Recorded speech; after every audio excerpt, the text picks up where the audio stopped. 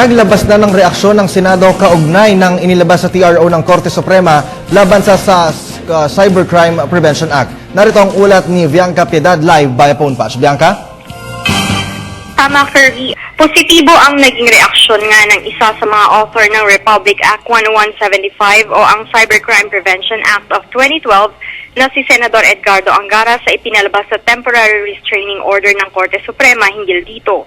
Sinabi ng Senador na bukas siya sa gagawing pag-aaral at pagrebisa ng Korte Suprema sa nasabing batas.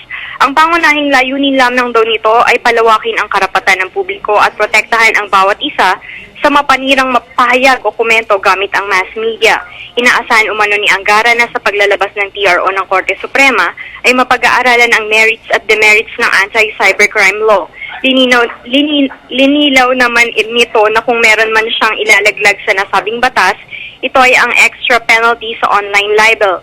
Hindi naman umano sila nagpapahala sa akbang na ito ng Korte Suprema dahil tiwala silang magtatagumpay ang batas laban sa cybercrime.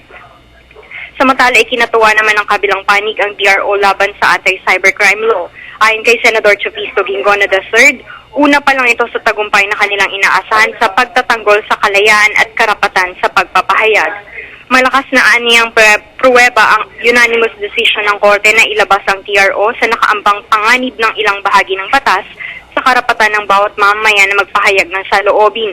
Gayunpaman, hindi pa umano tapos ang laban kaya dapat aniyang manatiling nakaabang at nakabantay tungo sa pagsusulong ng karapatan ng malayang mamamayan.